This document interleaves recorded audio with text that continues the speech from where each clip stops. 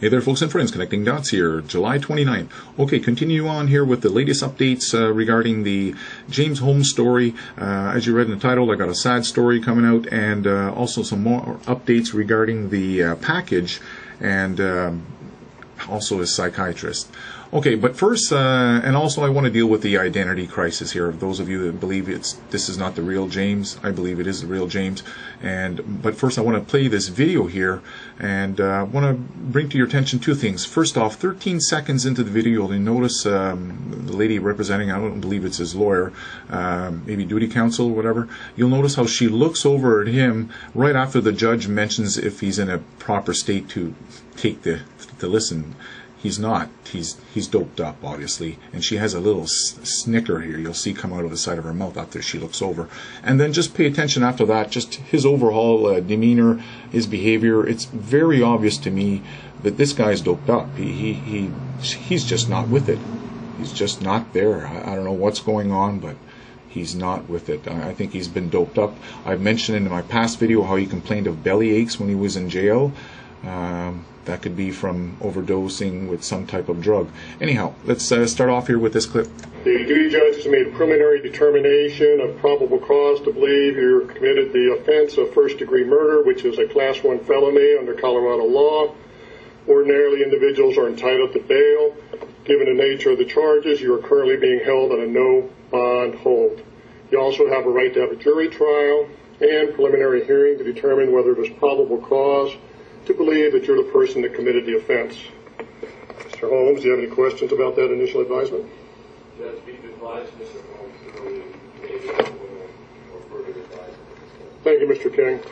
Mr. King, that wasn't her speaking. CRS 18-1-1001, we are to enter a mandatory protection order. Any violation of protection order can constitute a new criminal offense and or contempt of court. It is the order of the court: you shall not harass, molest, intimidate, retaliate against, or tamper with any witness to or victim of the acts you are charged with committing. Shall vacate the home of the victim, stay away from the home of the victims, and stay away from any other location the victims are likely to be found. You shall refrain from contacting, directly or indirectly communicating with the victims. Shall not possess or control firearm or other weapon. Shall not possess or consume alcoholic beverages or controlled substances. And as to further order the court, you are not to commit any new offenses. As if he's going to commit any new offenses. They're keeping him locked up, and besides, just look how drugged up he is. Anyhow, so let's deal with this identity thing. So as I mentioned in that past video, I'd seen how his eyes were, his pupils were dilated. I think this is an example here. You can see, I mean, yeah, that's when he popped his eyes open there all of a sudden from the sleep. Anyhow, so continue on. Next one was the ear thing. This is where I think this is the real James, and it's his left ear that gives it away. And by the way, that's that same, this is when he's in the courtroom again. That's when he had that dopey look, falling asleep. Yeah. Okay, so the original picture that everyone says this is the real James. Well, if you look up close, you can see again his left ear sticks out a little bit more than his left. That's just the way this guy has it. His left side, you know, is always more predominant, whatever you want to call it. It stands out more. Maybe it's because he has his head turned a little bit. I'm not sure, but it's one of the things. And you'll notice his eyebrows too, how that one is a little longer and this one's a little bit more dispersed. It's one of his dead giveaways. Okay, so this is one of his younger pictures. I mean, one of the pictures when he was a little younger. You can see again that left ear sticking out, the one eyebrow long and the one that's a little short. And then okay, yeah, there's another big picture of him again. Now here's the one where he's in custody, right? His hair is red, and again you can notice the ear stands out more than the right side.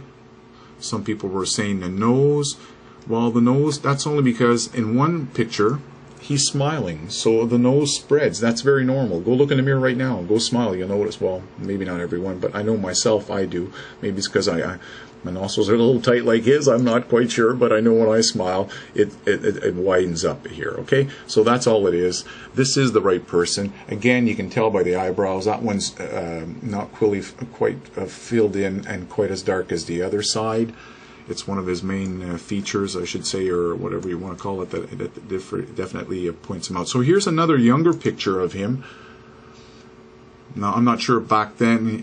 I think it's because the lighting is darker in this picture, so the little bit of hair that is there does show up a little bit. You can tell it's darker overall, the picture. Those same eyes again. Here we go again. I'll back up here so you can take a look.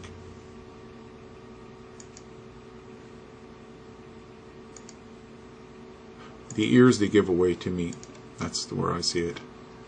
Okay, continuing on. The next story has to do with the lawyers and that secret package. Okay, I'll leave a link here if you want to read more, but basically the juice of the story is, it says right here, Colorado prosecutors are fighting shooting suspect James Holmes' attorneys over a package that alleged mass murder sent to the school psychiatrist he was seeing. Holmes' attorneys filed a motion Friday demanding that the court immediately produce all discovery pertaining to the seizure of the package. Of course they want to see what's in that package. And now, I'd mentioned before here his doctor, Dr. Lynne Fenton. Boy, oh boy, I got a lot of stuff on her. Unfortunately, I can't fit it all into this video. I'm going to put it on my website. I'd mentioned before I have a website. You got to look into her. I mean, they're already trying. I'm not sure if it's maybe they're not showing. They're looking for a juicy title, I guess, is what they're looking for, maybe. So they're trying to maybe blame it on her or lay some of the blame on her. I'm not quite sure, but I do know one thing. This little reprimand that took place in 2005 regarding her inappropriate prescriptions, well, it had to do with three people: herself, her husband, and another person. She was basically given prescriptions out for drugs. I believe it was only 3 or 4 different drugs, and she wasn't keeping proper paperwork. It's not a big scandalous things that this article tries to make it out to. There's really not that much to it. I've looked into it. Now, what is interesting is that this woman has a long history of dealing with mind control, psychiatry, obviously, because she's a psychiatrist, but she's also been involved with DOD, Department of Defense, and DARPA. That's what I mean, how there's so much on her bio that I can't get into it. I'm going to post a lot of stuff regarding this woman. This could be getting a little deeper than what we thought. If you're new to the world of conspiracies, boy oh boy, hang on tight, because I'm not sure how far this hole's going to go. It just seems to be getting deeper by the day. Okay, so as I mentioned in the title, the killing claims a 13th victim. This time it's a baby. Now, an interesting thing here, they've changed. They're no longer calling it the Joker killer. Now it's the Batman killer. I'm not sure if they finally clued in that Joker didn't have red hair. His hair was green. But anyhow, this young woman, Ashley, she was 8 weeks pregnant at the time of this shooting, and she lost her baby while undergoing surgery yesterday morning. So that brings the count to 13 on a Friday. 13 died. Okay, so as I mentioned, I'm going to keep track of this stuff